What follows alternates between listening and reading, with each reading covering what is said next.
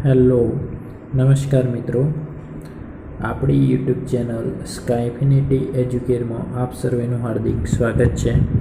આજના વિડીયોમાં આજે આપણે જે આવનારા સમયમાં ટાટ સેકન્ડરી અને ટાટ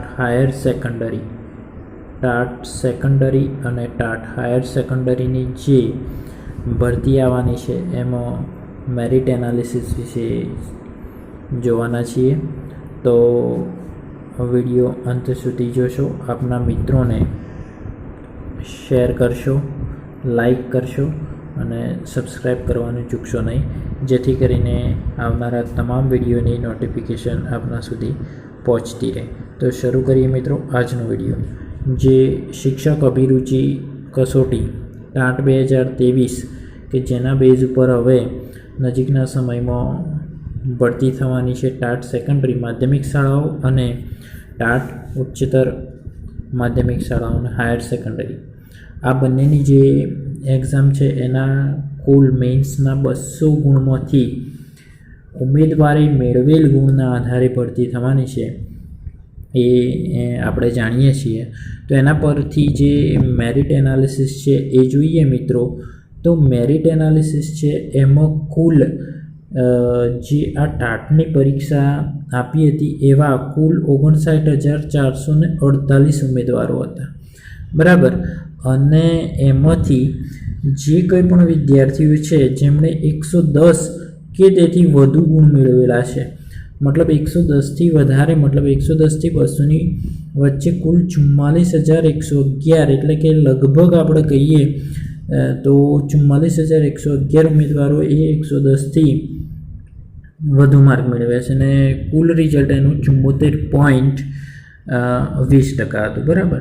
તો હવે જે ભરતી આવવાની છે એમાં સ્પષ્ટ છે કે જે ઉમેદવારોએ 120 કે તેથી વધુ ગુણ બરાબર મેળવ્યા હશે એ આ ભરતી પ્રક્રિયામાં લાયક ઠરશે, મતલબ એ એપ્લાય કરી શકશે, બરાબર। તો એવા ઉમેદવારો જોઈએ તો 200 ગુણમાંથી 120 બરાબર કે તેથી વધુ ગુણ મેળવનાર ઉમેદવારોની સંખ્યા મિત્રો કેટલી છે? 23,497, એટલે 39.52%, બરાબર। બીજું જોઈએ તો મિત્રો જે 130થી વધારે ગુણ મેળવનાર જે મિત્રો છે, બરાબર, એ લગભગ 15,005 છે અને 140થી વધારે ગુણ મેળવનાર જે મિત્રો છે એ લગભગ 5,639, એટલે જોવા જઈએ તો આ રેશિયો થોડો ઊંચો છે અને રિઝલ્ટ પણ સારું આવ્યું છે એવું કહી શકાય।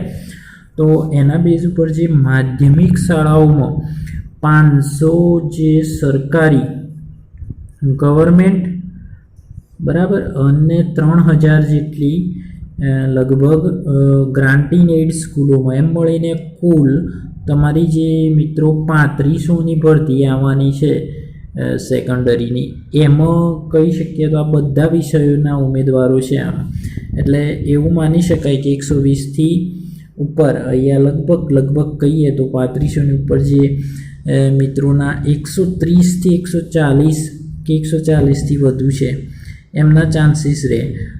મોસ્ટલી કહીએ તો 140 એ કોમન રેન્જ છે, તો 140થી વધારે માર્ક્સ મેળવ્યા હશે એ મિત્રોના લગભગ ચાન્સીસ રહેશે, એવો એક અંદાજ બાંધી શકાય। પ્લસ કે જે સેકન્ડરીની ભરતી છે હાયર સેકન્ડરી પછી આવવાની છે, જે ભરતી પ્રક્રિયાનું ટેબલ જાહેર થયું છે એમાં જે 1/10/24 સંભવિત બહાર પડશે એવું છે, એની પહેલાં 1/9 જે મિત્રો છે, બરાબર, 1/9 તારીખ છે ત્યારે હાયર સેકન્ડરીની ભરતી જાહેર થશે। તો જે હાયર સેકન્ડરીની લગભગ 4,000 જગ્યાઓ છે એમાં આ જે માધ્યમિકના ઉમેદવારો છે એ ક્રમિક ભરતીના અનુસંધાનમાં કેટલાક લઈ શકે આગળ, હાયર સેકન્ડરીમાં ચાન્સ મળતો હોય એટલે એ ઉમેદવારો તેવા 4,000 જેવા ઓછા થઈ શકે, એટલે એવું કહી શકાય કે 135 ઓર મોર ધેન, એટલે કે 130-35 જે છે, બરાબર, 130-35થી વધુ એ મિત્રોનો અહીંયા ચાન્સ લાગી શકે। હવે જોઈએ એનાલિસિસ આપણું જે હાયર સેકન્ડરીનું છે મિત્રો. હાયર સેકન્ડરીમાં લગભગ 750 જેટલી ગવર્મેન્ટ સ્કૂલોમાં જગ્યાઓ છે અને 3250 જેટલી આપણી ગ્રાન્ટીન એઇડ સ્કૂલો જે છે એમ કુલ મળીને લગભગ 4000 જેવી છે, જેની આવનારી ભરતી છે એમાં લગભગ 4000 એક નવે સંભવિત તારીખ છે, તો એમાં 4000 ભરતી છે. એમાં જે ટાટ હાયર સેકન્ડરીની પરીક્ષા પાસ કરેલી એવી ગુજરાતી મીડિયમના જે ઉમેદવારોની સંખ્યા હતી એ 40,269 હતી, બરાબર. અને એમાંથી જે મિત્રો અહીંયા જે કહી શકાય, બરાબર, એ તમે જોઈ શકો છો કે 200 ગુણમાંથી 120 કે તેથી વધુ ગુણ, એટલે 120 તો કમ્પલસરી છે, 120થી વધારે હોય એ જ એપ્લાય કરી શકે. તો એ અનુસંધાનમાં જોઈએ મિત્રો તો જે લગભગ કહી શકીએ તો 14,803 ઉમેદવારો હરીફાઈમાં છે એવું કહેવાય, કેમ કે એમના 120 કે તેથી વધુ ગુણ છે. હવે જે 200 ગુણનું પેપર હતું એમાં 120 કે તેથી વધારે અને 140 કે તેથી વધુ ગુણ મેળવનાર 2,436 ઉમેદવાર છે, જ્યારે 120થી વધુ ગુણ મેળવનાર પૈકી 160 કે તેથી વધુ, એટલે આ એની અંદર જ કાઉન્ટ થાય છે.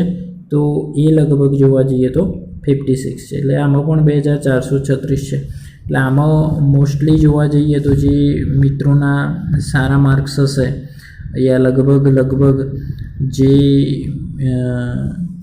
ઉમેદવારો મિત્રો છે, બરાબર, આ જે 4000ની ભરતી છે એમાં 120, 140, બરાબર, અને 140થી વધારે, એટલે જે મિત્રોનું લગભગ કહી શકાય કે ટાટ મેઇન્સમાં 130 પ્લસ હાયર સેકન્ડરીમાં 130 to 140ની આસપાસ કે એનાથી ઉપર માર્ક હોય એવા મિત્રોનો લગભગ અહીંયા ચાન્સ બની શકે. અને જે મિત્રો છે એ ક્રમિક ભરતીના અનુસંધાનમાં જો હાયર સેકન્ડરીમાં અમુક મિત્રો જાય તો સેકન્ડરીમાં એના સ્ટેજ પ્રમાણે થોડુંક મેરિટ ઘટી પણ શકે, એટલે કે જે મિત્રોના માર્ક્સ 140ની આજુબાજુ છે એવા મિત્રો આવી શકે. આનું જ્યારે નોટિફિકેશન આવશે ત્યારે આપણે એની માહિતી પણ પૂરી પાડીશું. તો એ પાસ થનાર ઉમેદવારોની જે સંખ્યા છે એના અનુસંધાનમાં તમારું મેરિટ રહી શકે.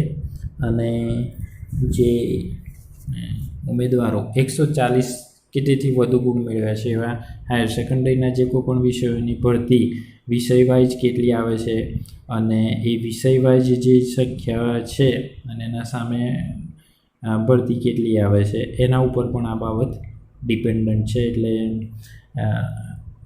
એ પ્રમાણે જોઈએ તો લગભગ 140ની આસપાસવાળા મિત્રોનો ચાન્સ બની શકે. તો આ હતી આજની અપડેટ. આપણે જે જોયું એ આજના વિડીયોમાં હાયર સેકન્ડરીમાં મેળવેલા જે ગુણ હતા ઉમેદવારો દ્વારા એ અને એના અનુસંધાનમાં કેટલા ગુણ મેળવનાર ઉમેદવારો કેટલા છે એનું જે વિગત હતી એના ઉપરથી આપણે એક અંદાજ બાંધી શકીએ. તો આવા જ વિડીયો માટે આપ ચેનલને લાઇક, શેર અને સબસ્ક્રાઈબ કરશો, આપના મિત્રો સુધી પહોંચાડશો. ભરતી અંગેની કોઈ નવી અપડેટ હશે તો આપણે આ વિડીયો આ ચેનલ ઉપર સતત એની માહિતી પૂરી પાડીએ છીએ, તો આપના મિત્રો સુધી અવશ્ય શેર કરશો. આભાર. Thank you.